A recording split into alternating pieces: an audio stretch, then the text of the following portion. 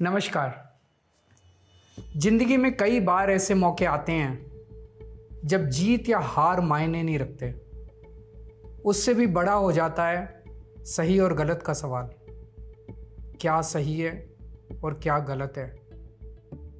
ऐसे समय में हमें ये तय करना होता है कि हम मुश्किल रास्ता चुनेंगे या आसान रास्ता।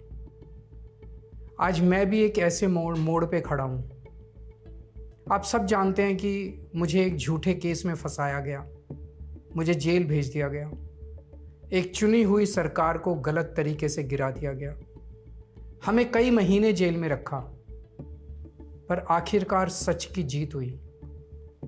27 फरवरी को अदालत ने मुझे पूरी तरह निर्दोष घोषित कर दिया।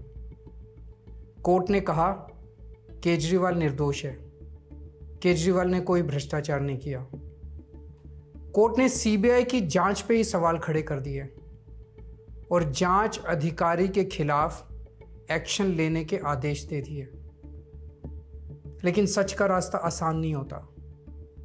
सीबीआई ने तुरंत इस फैसले को हाई कोर्ट में चुनौती दी और ये केस जस्टिस स्वर्णकांता शर्मा जी के सामने लगा।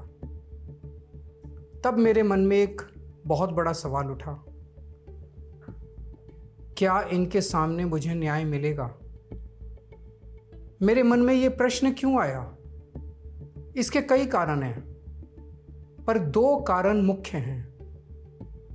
पहला कारण ये कि आरएसएस की जिस विचारधारा वाली सरकार ने झूठे आरोप लगा के मुझे जेल डाला, जज साहिबा ने स्वयं माना है कि उस विचारधारा से जुड़े संगठन अखिल भारतीय अधिवक्ता परिषद के मंचों पे वे कई बार जाती रही हैं। मैं और आम आदमी पार्टी उस विचारधारा के घोर विरोधी हैं। ऐसे में क्या उनके सामने मुझे न्याय मिल सकता है? दूसरा कारण कॉन्फ्लिक्ट ऑफ इंटरेस्ट। कोर्ट में मेरे विपक्ष में केंद्र सरकार की सीबीआई है और जस्टिस स्वर्णकांता जी के दोनों बच्चे केंद्र सरकार में काम करते हैं। उनके दोनों बच्चे केंद्र सरकार के वकीलों के पैनल में हैं। हमारे सामने कोर्ट में दूसरी ओर से वकील हैं सॉलिसिटर जनरल श्री तुषार मेहता जी। तुषार मेहता जी दोनों बच्चों को केस देते हैं। उन्हें कितने केस मिलेंगे, कौन से केस मिलेंगे, ये तुषार मेहता जी तय करते हैं। भारत सरकार के पैनल में लगभग 700 के करीब वकील हैं, लेकिन जस्टिस स्वर्णकांता जी के बेटे सबसे ज्यादा केस पाने वाले वकीलों में से एक हैं। उनके बेटे को 2023 से 2025 के बीच लगभग 5,904 केस डॉकेट मिले। इससे उनके बेटे को करोड़ों रुपए की फीस मिली। आज की तारीख में उन बच्चों का भविष्य और कमाई दोनों काफी हद तक तुषार मेहता जी पर निर्भर है। तो किसी के भी मन में यह चिंता स्वाभाविक है कि अगर जज साहिबा के बच्चों की कमाई और उनका भविष्य सामने खड़ा वकील तय कर रहा है, तो क्या जज साहिबा उस वकील के खिलाफ फैसला कर पाएंगी? मैं ये स्पष्ट करना चाहता हूं कि मुझे जुडिशरी पे पूरा भरोसा है। मैं जुडिशरी का बहुत सम्मान करता हूं।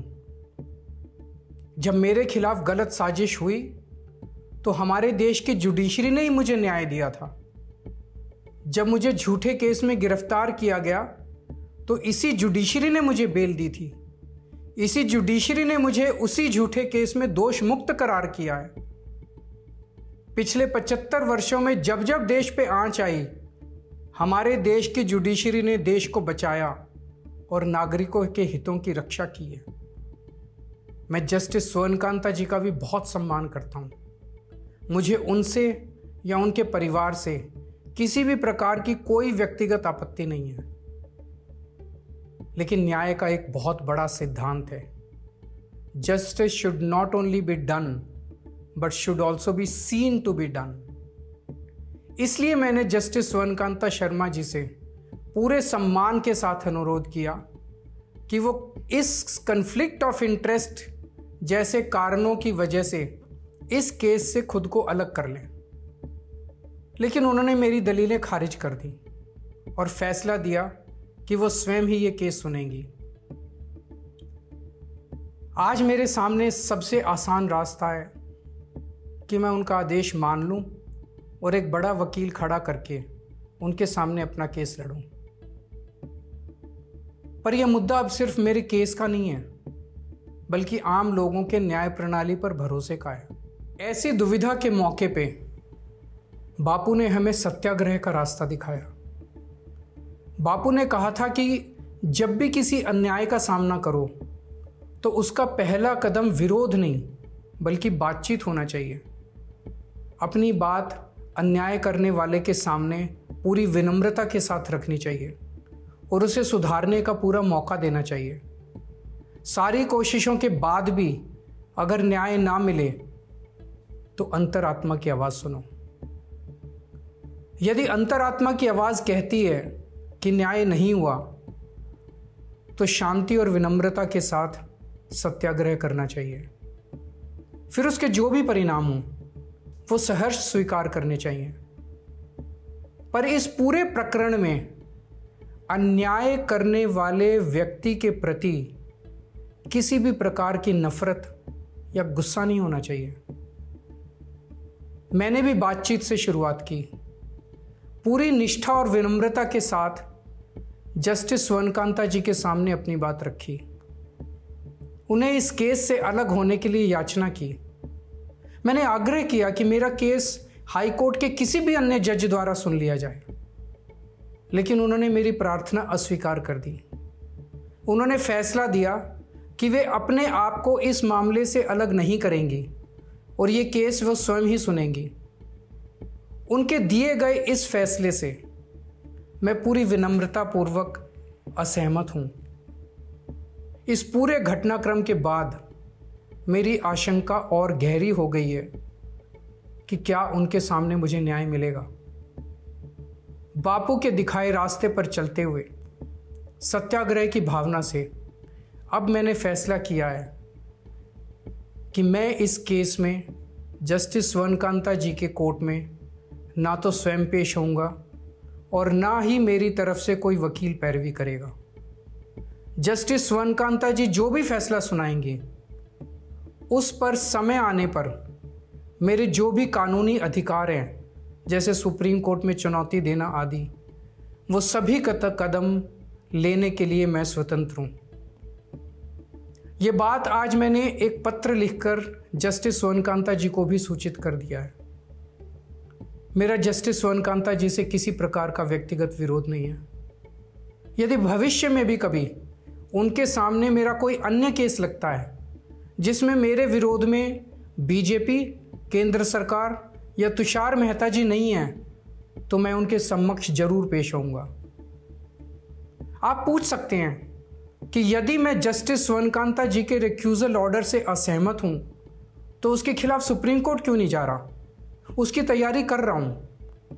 ये पूरा मामला बहुत नाजुक और संवेदनशील है। कानून को ध्यान में रखते हुए, जुडिशरी के सम्मान को ध्यान में रखते हुए और लोगों के न्याय व्यवस्था पर भरोसे को ध्यान में रखते हुए एक एक कदम उठाना है। मैं ये कदम अहंकार या किसी विद्रोह या विरोध की भावना से नहीं उठा रहा। इस कदम के जरिए मेरा मकसद देश की कानून प्रणाली को चुनौती देना भी नहीं है और ना ही मेरा मकसद न्याय व्यवस्था का अपमान करना है।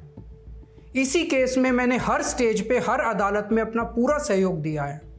मैं न्यायपालिका का बहुत सम्मान करता हूँ। इसी न्यायपालिका की वजह से आज मैं आज़ाद घूम रहा हूँ। मेरा सिर्फ और सिर्फ इससे एक ही मकसद है, देश की न्याय व्यवस्था पर लोगों के भरोसे को और मजबूत करना, लोगों में ये अटूट विश्वास भरना कि ज़रूरत पड़ने पर हमारे देश की न्याय व्यवस्था से उन्हें न्याय ज़रूर मिलेगा। जय हिंद।